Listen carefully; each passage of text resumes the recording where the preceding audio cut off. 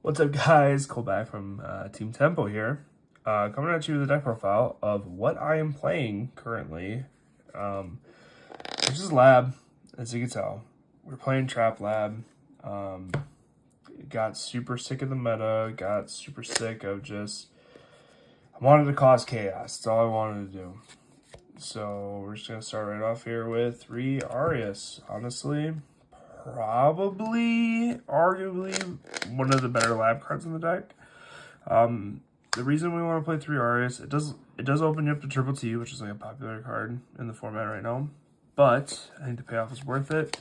It allows you to play second instead of just like setting 5 cards. You know, you can like Arias effect, set cannon, activate cannon, book everything, and then, you know, it allows you to actually feel like you have a fighting chance. And that's why I play it. It's also nice too, like, not just to set the trap, but like to summon like Lady or like a Lovely from your hand. Like, if you draw Lovely, like, that's dead, bro. Like, it's bad. You don't want to see Lovely in your hand. And like, this plus Lovely makes it a little bit better. So that's why I like Arias. Then next we are going to max out on Ladies. We want to see this card on the field at all times so we can start cycling through our traps. And then obviously we play the one Lovely Brick. This card's insane. I don't know why you wouldn't play it. I feel like this ratio is pretty necessary. I feel like people are like trying to do this, but like Lady's not a brick in hand. And you want to try to have much, since we're playing like a low monster count, like this is all the monsters we're playing. So since we're playing like a low monster count, we need to max out on Lady to like efficiently keep her on the field so we can actually win the game. Next, consistency cards. We play 3 Power Duality and a Card Demise. Card Demise is insane. If this card came back to 3, it would be a problem, I think. Specifically for like trap decks. But I think these ratios are crazy. Power Duality is really good. You just need to see cards to play.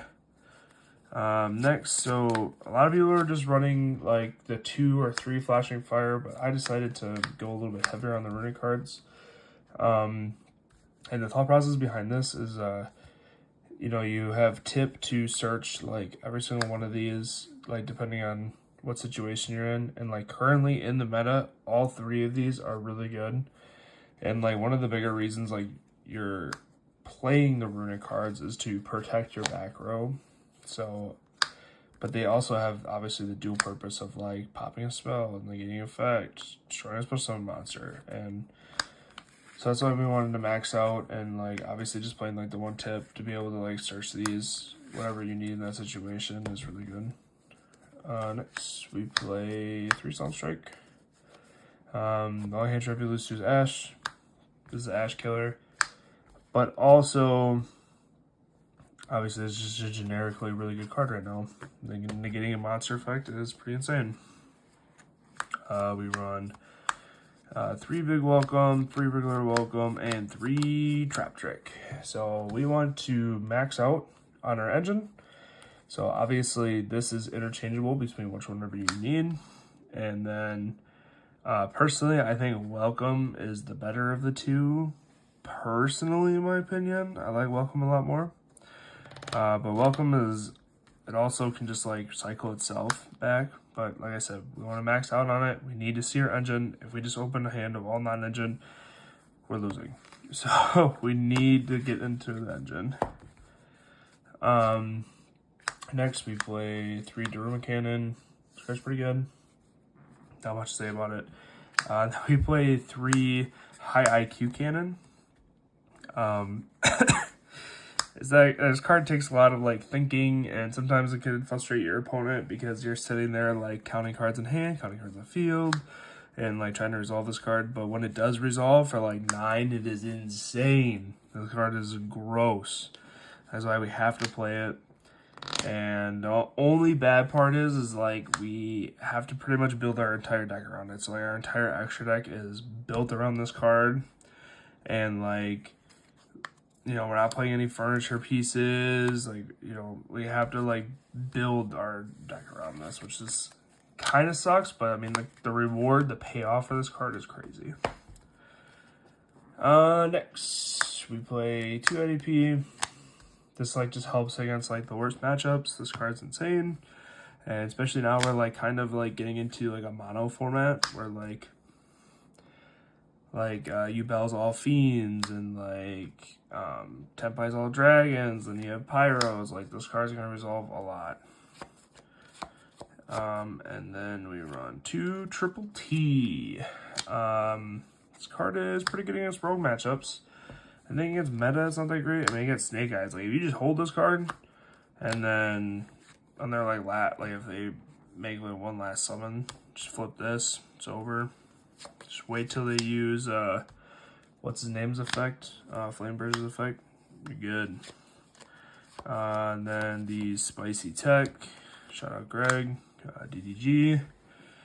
This is pretty much an instant win against most decks except Tempai, but just like cycling through and constantly having their opponent under DDG is crazy. And we figured it was a lot better than main decking Shifter because that was like an option for a little bit, because like this you could just like keep doing it every single turn, like once you have Lovely established. So we decided to do that. And then moving on to the Infinity Gauntlet. Scale Drain, Anti-Spell, Rivalry. Fun cards, fun times. Most of the time, if you activate one of these, you are winning the game. Rivalry probably being like the worst out of the 3, because we are kind of in a mono format right now, but it's still pretty good against like Snake Eyes and like just random weird rogue matchups you run into. Like Voiceless, this card cooks against Voiceless. But that is that for the main deck. I'm pretty sure it's 43 cards. Could be wrong, but extra deck. So what I was saying, we gotta make our extra deck around Cannon. That's what we're doing. So we have 1 through 5 for the fusions, and then we play rank 2s, rank 3s, rank 4s, rank 5s, and rank 6s. None of these matter except maybe these 2 you could possibly make, but I doubt it's ever coming up. But nothing too crazy there. Oh, and then the other one that's probably going to come up is Yugioh or Gary. For Gary's like destruction effect when you destroy a battle, and then Yugioh effect obviously to protect your spells and traps. Next for the side deck, I think the side deck is pretty good. There's only like 1 card I would really change, but we're running 3 Lava Golem, 3 Shifter. This deck kind of sucks going second. I mean, it's a little bit better because we're playing Arias, but you know, obviously you don't draw Arias every time. So we want to play these. If you're going second, you drop Shifter. Your opponent's probably going to set up some like super mediocre board, pass to you. You set 5, pass to them, and it's basically like you're going first. Lava Golem, pretty self-explanatory. This card is just insane. Who cares if you give him a fire, you're removing 2 monsters. Everybody's on Yugioh anyways, so no Fire Princess. That's what I like to believe.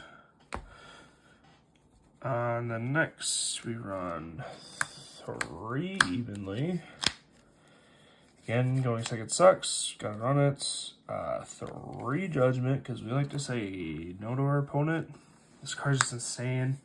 Obviously, you don't open up the runic cards every game, so like this stops Harpies, Lightning Storm, all the above. And then we run 2 D-Barrier. Run 2 for Trap Strike. And once we get this like in cycle against an XYZ deck, it's just over. And then 1 Eradicator. It's kind of hard to do this without like playing Coup Clock, so I might just cut this out for something else, but it's in there for now.